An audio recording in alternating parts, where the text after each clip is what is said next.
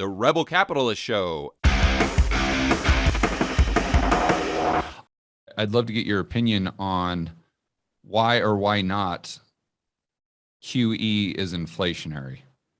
Because, you know, you hear this so often that quantitative easing is they're pumping liquidity into the system. And I always have a hard time with that because I'm like, and I try to think through the whole process, and maybe I'm getting too far into the weeds, but I'm like, okay, let's just start here with the Fed is buying a treasury. Who are they buying it from? Okay, probably a primary dealer. Got it. Okay, so how is that primary dealer paying for those treasuries? Most likely bank reserves, because let's just assume it's a primary dealer within JP Morgan. And so it's just bank reserves going from JP Morgan's account down to the TGA, let's say. Okay, well, let's just say that primary dealer is buying from the average Joe, right?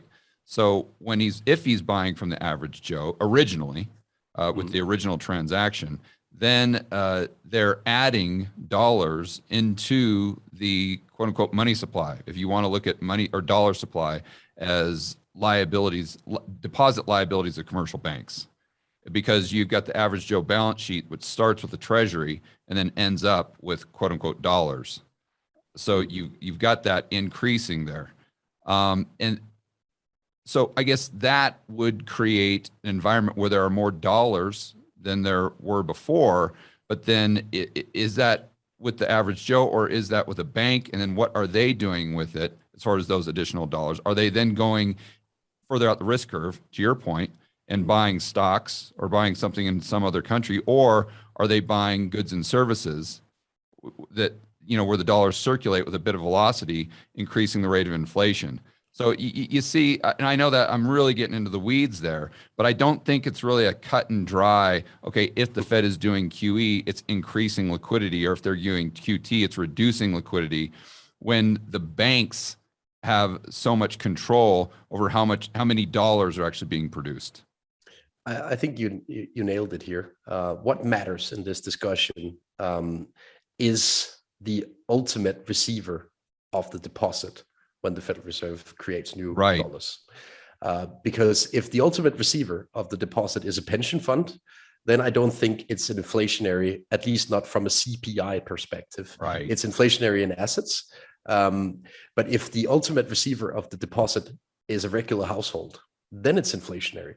And I think that's been the game changer through 2020 and 2021, that we had monetary policy and fiscal policy working in tandem to ensure that newly printed dollars ended up at deposits among average households. That's why we have inflation now. And the reason why we had inflation in everything in 2020 and 2021, both assets, goods, services, whatever, is that both the Fed printed money, but also the government printed money via the deficit.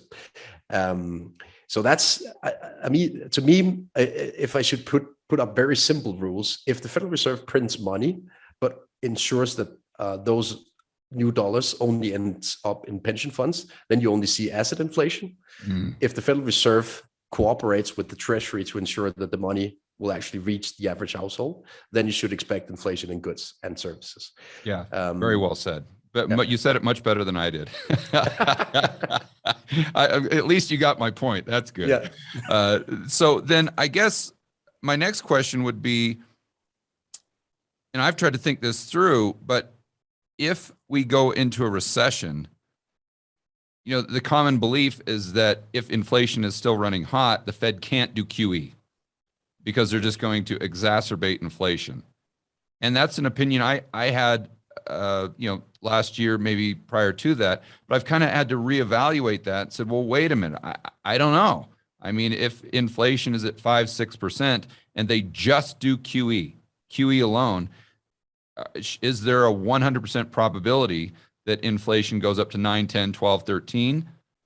I don't think so. And then again, it depends on fiscal. So in my mind, the bigger question now, I think since COVID in 2020, is what's going on the fiscal side of the equation as opposed to what's going on the monetary side of the equation. Because it's almost like we've gone from a Fed put to a government put in a sense. You know, what do you think about that? Well, I think you're spot on.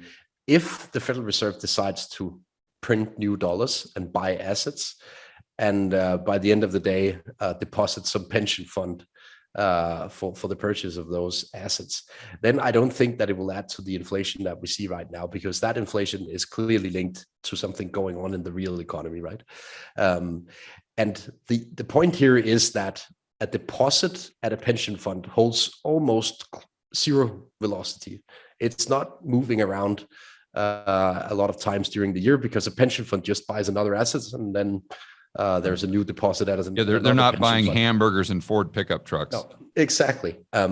So I actually think that if we get very tight fiscal policy and QE at the same time into 2023, which I find fairly likely, then inflation, at least measured in CPI terms, would stay relatively contained. So what do you think would be their game plan? Let's just fast forward to 2023. Assume that we're in a recession, that the government or whatever body, I think it's like 8 people that determine whether we're in a recession or something. Let's just assume they say, yep, we're in a recession and it's pretty severe. People are feeling the pain. We're seeing the unemployment rate go up, but we're seeing inflation tick down as far as the CPI. What do you think the Fed's response would be? What do you think the government's response would be? I mean, I'm assuming you're going to say interest rates down because that's what the Eurodollar futures curve is telling us. But do you think they go back to QE? You think they pause? Do you think they move forward with QT to try to maybe bring down asset prices while, I don't know, stimulating the economy? And then what do you think the government does? Is there too much conflict there for them to unroll another CARES 2.0 package, or would it be politically palatable if the average Joe and Jane is still pissed off about consumer price inflation? I mean, I think the Fed response will depend a lot on fiscal policy this time around, because if we enter a recession with a, say, 6 to 7% deficit of GDP, then we could easily imagine a deficit of 10 to 12% during a recession, right? Due to the very bad starting point.